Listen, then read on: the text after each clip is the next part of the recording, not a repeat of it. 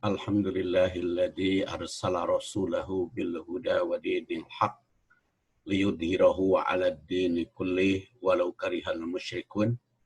Asyhadu an la ilaha illallah wahdahu la syarikalah wa asyhadu anna Muhammadan abduhu wa rasuluh walau karihal kafirun.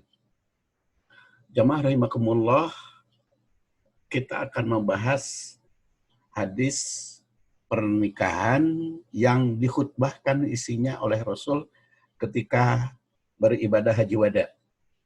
Dan bisa kita lihat di dalam buku yang saya susun, Permata Hadis Pernikahan dan Rumah Tangga, itu halaman 68. Baik, kita buka hadisnya.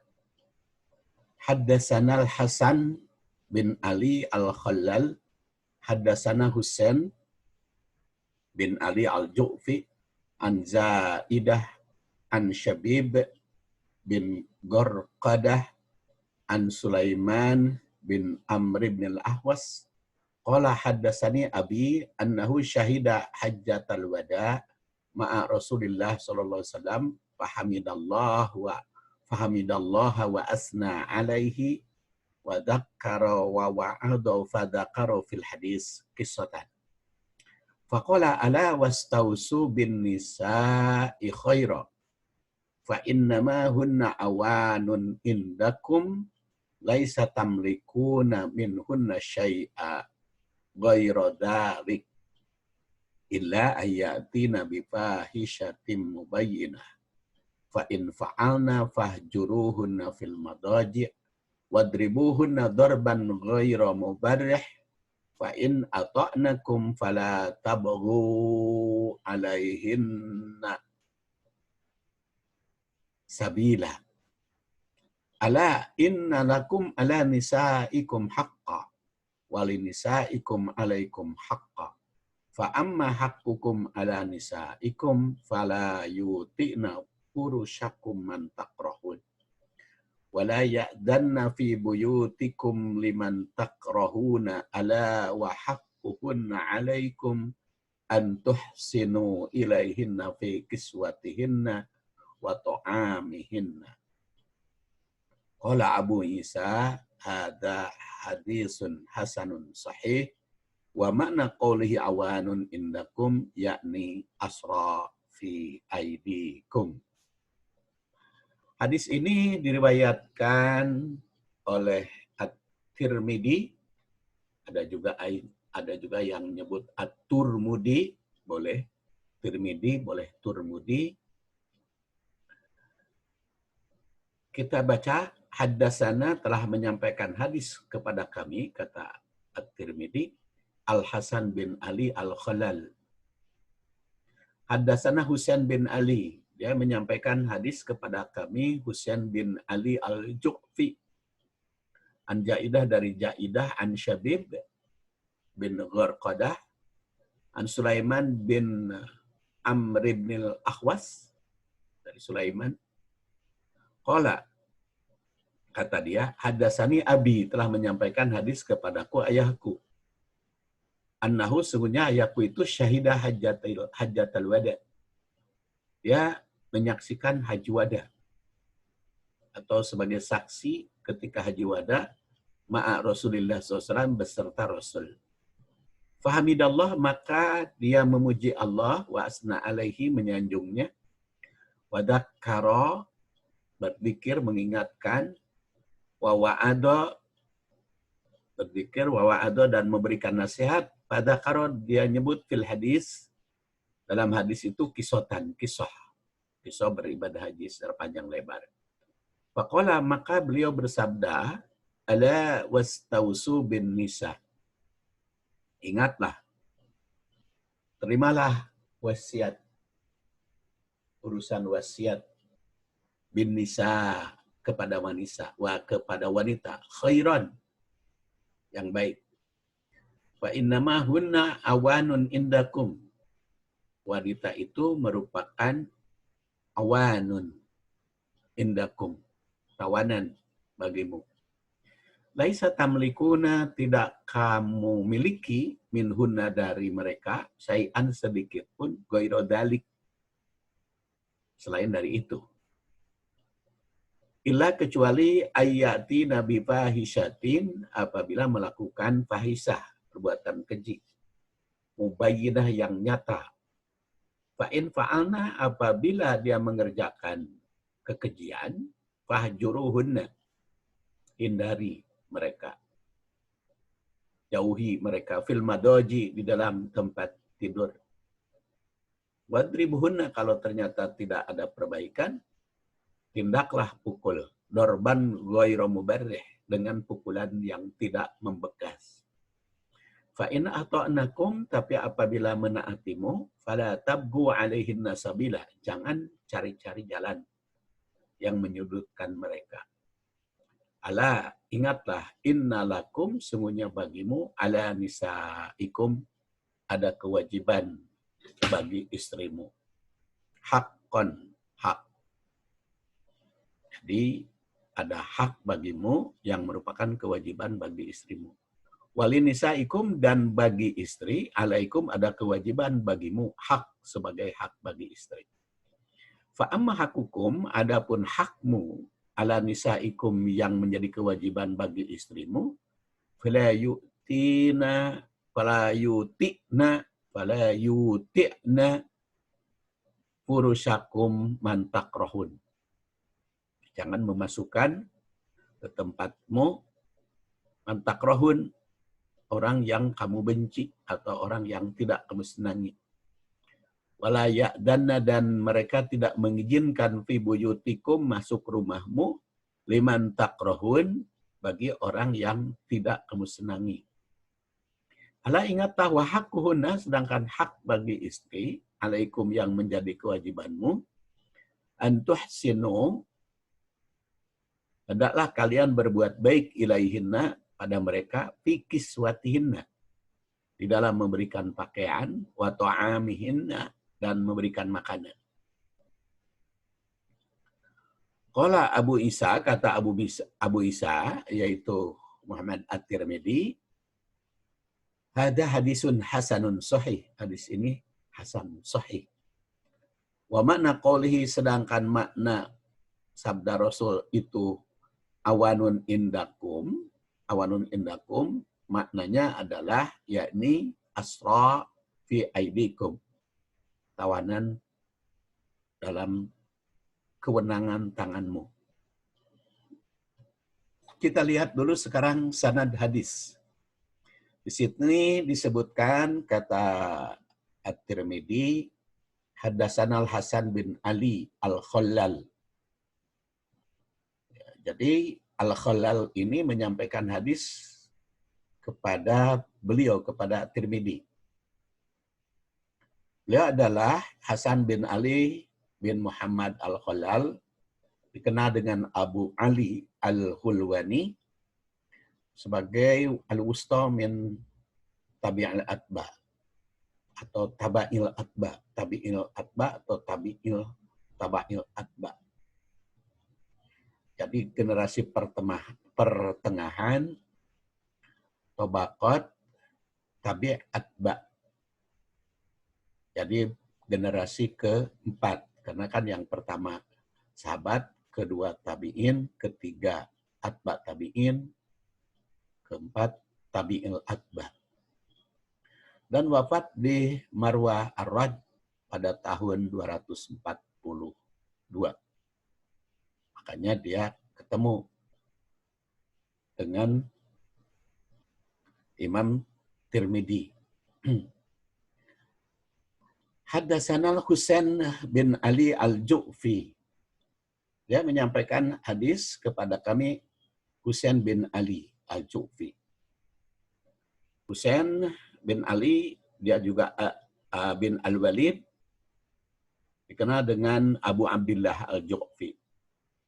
Dia ini as-sugra minal atba, jadi atba tabi'in junior, dan wafat di Kufah pada tahun 203. An Zaidah, dari Zaidah bin Qudamah, Zaidah itu bin Qudamah bin Saqafi, disebut Abu Salid. Dia itu adalah kibar al-atba, jadi atba tabi'in yang senior. Merupakan orang Kufah dan wafat di kawasan Romawi pada tahun 161 Hijriah. Dia menyampaikan hadis dari An Syabib bin Gorkodah. Syabib bin Gorkodah ini duna wusta tabi'in. An Sulaiman bin Amr bin Ahwas, dari Sulaiman bin Amr bin Ahwas. Dia termasuk tabi'in pertengahan, yaitu murid sahabat. Dan kata beliau, qala haddatsani abi, ayahku telah menyampaikan hadis kepadaku. Ya, di mana ayahnya itu annahu syahida hajatal wada, ikut berhaji wada bersama Rasul. Jadi beliau itu adalah orang Madinah, mendengar langsung dari Rasul ketika khutbah tentang materi ini. Dan kata Abu Isa At-Tirmidzi bahwa hadis ini termasuk hasan sahih. Jadi kalau di mata At-Tirmidzi bukan hanya sahih hasan dhaif, tapi juga ada sahih, ada hasan sahih. Jadi di bawah sahih tetapi di atas hasan, itu namanya hasan sahih. Ada hasan. Ada hasan li ghairihi. Dan kata Abu Isa Tirmidzi itu, hadis ini hasan sahih dan perkataan awanun indakum itu merupakan tawanan yang mesti dilindungi. Hadis ini juga diriwayatkan oleh Ibnu Majah yang 207 sampai 275. An-Nasa'i dan Al-Baihaqi.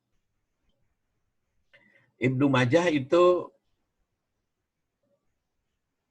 berbeda dalam meriwayatkan hadis ini, yang menggunakan indakum awanun, bukan kalimat awanun indakum. Dalam berbagai kitab juga dikutip, seperti Nailul Autor, karya Imam Asy-Syafi'i, hadis ini. Jadi memang hadis ini boleh dikatakan termasuk hadis yang populer.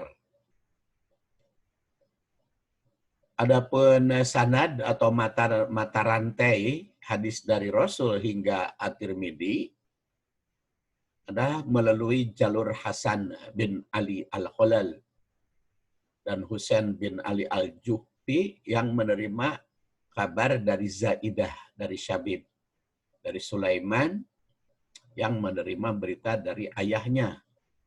Sedangkan Ibnu Majah melalui jalur Abu Bakar Asy-Syaibah, Abi Saibah bin Abi Saibah.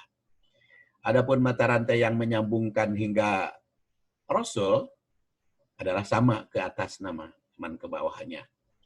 Sahabat Rasul yang menerima hadis adalah ikut berhaji, yaitu Amr bin Ahwas. At-Tirmidzi menganggap sudah hasan sahih, sedangkan Ibnu Majah itu menilai sebagai hadis sahih.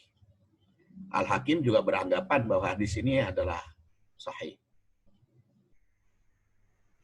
Annahu syahida hajjatal wada. Sungguhnya dia bersaksi ketika haji wada ma'a Rasulillah. Sulaiman bin Amr al-Ahwas itu menerangkan bahwa ayahnya, yaitu Amr, menjadi saksi, karena kan ini cerita Sulaiman bin Amr. Dia mengatakan ayahnya menjadi saksi dan menjadi salah satu jamaah dalam ibadah haji Rasul yang dilaksanakan pada tahun 10 Hijriah. Yang Rasul itu wafat tahun ke-11 kan? Kenapa tahun Bukan berarti beda 1 tahun dengan wafatnya. Karena tahun ke-10 itu kan Dzulhijjah, akhir tahun, sedangkan Rasul wafat bulan Rabiul Awal. Jadi tidak begitu lama setelah Haji Wada Rasul itu wafat. Ini juga mengandung arti bahwa materi hadis yang akan disampaikan itu diterima dia ketika Rasul berkhutbah dalam Haji Wada. Dan kata Al-Asqalani, itu Ibnu Hajar, yang lahir 773, wafat 852 Hijriah, Amr bin Al-Khwas itu meriwayatkan hadis ini dengan redaksi yang panjang. Tapi yang dikutip oleh At-Tirmidzi pada bab nikah hanya sebagian. Jadi kan ulama itu meriwayatkan hadis sering disimpan di berbagai tempat. Seperti At-Tirmidzi kan termasuk menyusun kitab hadis secara musonab, yaitu berdasar judul. Berdasar judul yang dia sebut, bukan musnad. Kalau musnad makan berdasar sahabat, jadi yang diucapkan sahabat saja. Tapi kalau At-Tirmidzi mah kan berdasar judul, jadi dipengaruhi oleh judul yang disebut oleh beliau. Dan kebetulan hadis ini oleh At-Tirmidzi dimasukkan pada kelompok bab nikah. Maka yang berkaitan dengan pernikahan isi khutbah Rasul. Disebutlah di situ fahamidallah wa asna alaihi wa dzakara wa wa'adha. Rasul memuji Allah, jadi tidak dikutip kan pujiannya seperti apa. Menyanjung Allah juga. Dan berzikir serta memberi nasihat apa saja itu tidak dikutip. Yang dikutip di sini hanya berkaitan fadzakara fil hadis kisah. Terangkanlah dalam hadisnya itu kisah secara lengkap, baik kisah hajinya maupun isi khutbahnya. Dan dia katakan fadzakara fil hadis kisah. Maka menguraikan dalam hadisnya itu kisah beribadah Haji Wada. Ini menunjukkan bahwa khutbah Rasul itu pada saat itu sangat panjang, mencakup berbagai masalah. Di khutbah Rasul kan sering kita kalau khutbah itu khutbah wukuf itu bab wukuf aja, bab haji saja. Banyaknya para ulama kan fadilah wukuf, fadilah haji. Tapi kalau Rasul mah ibu udah khutbah wukuf itu berbagai hal disampaikan yang dianggap penting bagi Rasul bagi umat pada saat itu. Demikian pula khutbah ketika di Mina, ketika di Mekah, di Tua dan berbagai tempat. Yang sempat saya hitung khutbah Rasul selama ibadah haji itu tidak kurang dari 25 khutbah. Yang pendek ada yang panjang. Nah, dengan diungkapkan ini, umat mesti tahu bahwa isi khutbah bukan hanya yang diriwayatkan di sini, tapi juga di tempat lain. Hadis ini sebagai kutipan yang berkaitan dengan urusan rumah tangga pernikahan.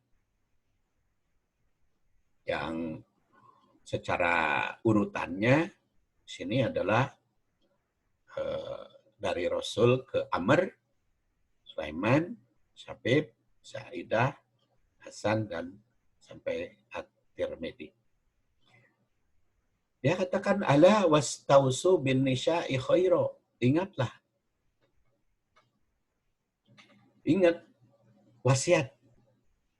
Aku terimalah wasiat bin nisa pada wanita khair. Menurut Al-Qadi, perkataan ala itu berfungsi tanbih atau peringatan. Makanya ingatlah, bukan Allah ya. Kalau Allah mah pakai tasjid lamnya, jadi jangan nanti. Allah, ingatlah. Walaupun secara harfiah apakah tidak. Jadi kan itu mengingatkan. Yaitu yang mesti mendapat perhatian. Istausu itu mengandung arti terimalah oleh kalian wasiatku.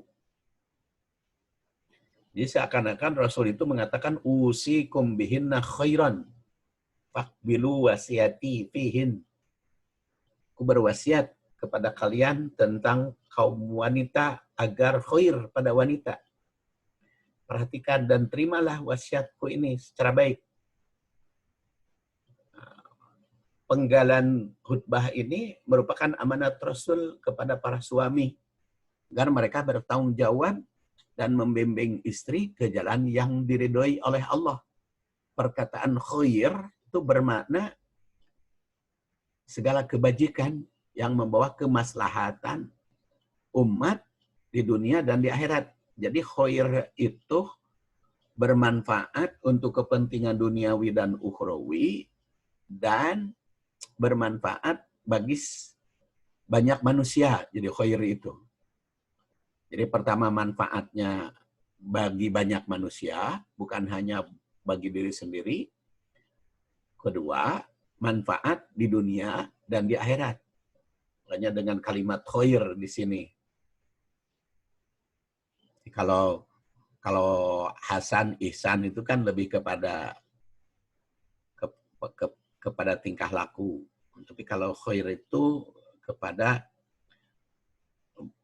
tindakan kita yang memberi manfaat kepada manusia lain dan manusia banyak. Baik manfaat duniawi maupun ukhrawi. Dan lawan kata khair itu syarr. Itu yang berarti perbuatan buruk yang mengganggu kemaslahatan umat dunia dan akhirat. Nah, pendidikan al-khair seorang suami kepada istri itu mencakup baik materi maupun metodenya. Materi al-khair mencakup segala ajaran Islam. Baik ibadat, muamalat, munakahat maupun jinayat. Kalau dari sudut fikih. Nah, kalau dari sudut fikih kan isinya Islam itu berkaitan dengan ibadat. Rukun Islam itu dibahas muamalat, perekonomian, transaksi, waris, hubungan sesama manusia, munakahat itu bisa bisa mencakup nikah, tolak, rujuk, belum jinayat hukum-hukum bagi yang bertindak tidak baik. Sedangkan al-khair dalam metode adalah pendekatan yang baik yang dapat mengubah perilaku kurang baik kepada perilaku akhlak yang mulia. Hadis dari Abu Hurairah juga meriwayatkan bahwa Rasul itu bersabda, innal mar'ata qaddal'i idza dhahabta tuqimuha kasartaha wa in taraktaha istamta'ta biha wa fiha iwajun. Makanya dalam metode harus diingatkan oleh Rasul, diriwayatkan dari Abu Hurairah. Ingat, sesungguhnya wanita itu bagaikan tulang rusuk yang rawan. Jika kamu meluruskan sekaligus, maka sama dengan mematahkan. Dan jika kamu membiarkan, tidak meluruskan, tidak ada usaha perbaikan, maka kamu akan menikmatinya seperti itu, seperti apa adanya. Padahal dia bengkok. Padahal dia rawan.